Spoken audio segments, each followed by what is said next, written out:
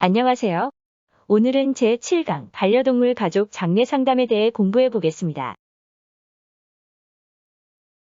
반려동물 가족들은 10여 년 함께 생활해온 반려동물과의 사별을 당하면서 심리적, 신체적으로 많은 충격과 영향을 받고 있습니다. 산업 폐기물로 반려동물의 사체를 버리지 않고 화장하여 유골을 갖는 이유도 가족들의 슬픔과 자책감을 조금이라도 해소하여 정상적인 생활로 돌아가기 위해서입니다. 따라서 반려동물 가족들은 이 시기에 적절한 도움을 받을 필요가 있습니다. 반려동물의 죽음을 잘 처리하지 못하면 대인관계에 부정적인 영향을 미칠 수 있습니다. 유족들은 상실로 입은 심리적 영향과 고통들을 잘 처리하는 것이 중요하며 반려동물 장례 지도사의 역할이 필요합니다. 유족 상담의 목적은 상실의 고통과 사별에 대한 지식을 습득하여 하늘나라로 간 반려동물과의 정서적 관계를 새롭게 정리하고 기존의 능력과 사회적 관계를 확립하는 것으로 다음과 같은 세부 목적을 가집니다. 첫째, 반려동물 가족 상담은 상실로 인한 고통을 장례식이라는 의식을 통해 표현하게 하는 것. 둘째, 고통을 조절하는 법을 터득하게 하는 것.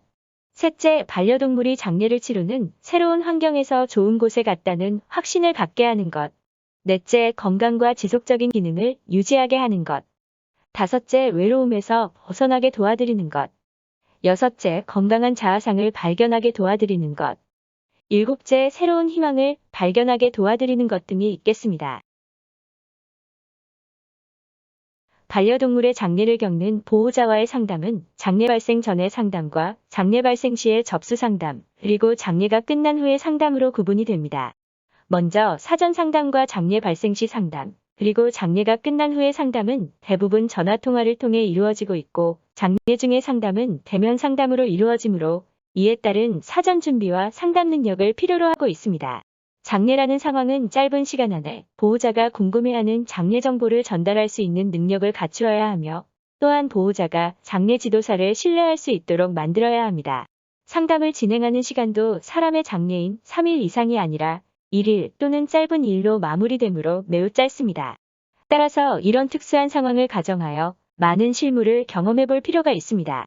경청과 공감, 보호자의 니즈 파악, 정보 제공, 신뢰감 형성을 단기간에 파악해야 하는 복잡한 상황이므로 적절히 대처할 수 있는 능력을 키워야 합니다. 사전 상담을 진행을 할 때에는 반려동물과의 이별이 임박했을 때의 상담이므로 장례 진행 절차, 비용, 장소 등에 관한 궁금증을 전화를 통해 하는 것이 일반적인 사례입니다. 장례에 관한 문의 전화가 오면 보호자가 원하는 정보를 잘 파악한 후 이해할 수 있도록 친절하게 상담해주고 반려동물이 하늘나라로 가게 되면 꼭 전화를 달라는 부탁을 잊지 말아야 합니다.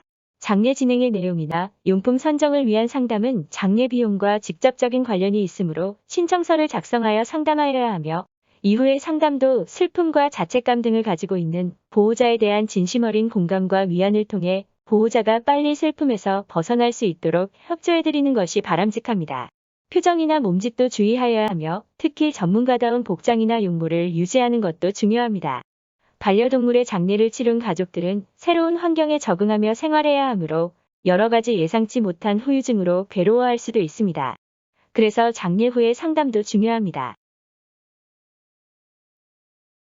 페도스 상담에 들어가기에 앞서 페도스 증후군에 대해 알아보겠습니다. 페도스 증후군이란 반려동물을 보내고 난 사람들이 겪는 슬픔, 불안, 우울 등 정신적인 고통을 통한 병리적인 현상으로 인한 상실감과 우울증을 의미합니다.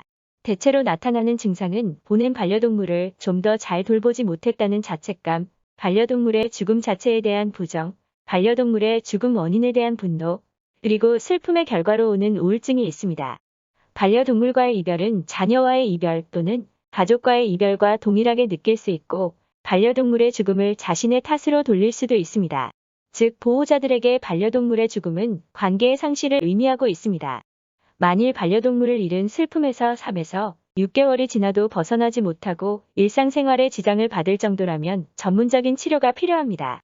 반려동물이 병으로 죽자 슬픔과 외로움을 이기지 못한 20대 여성이 자살한 사건도 있고 자살을 시도하는 경우도 더러 있었기 때문입니다.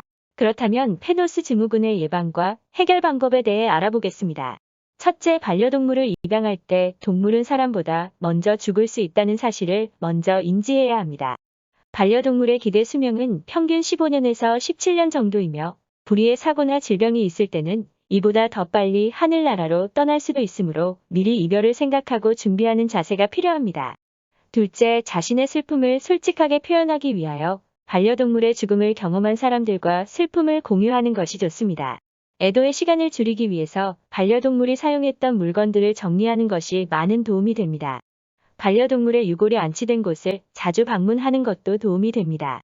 셋째, 환청, 환각 등의 증세가 나타나거나 감정 변화가 한 달 이상 계속된다면 병원을 찾아가 봐야 합니다.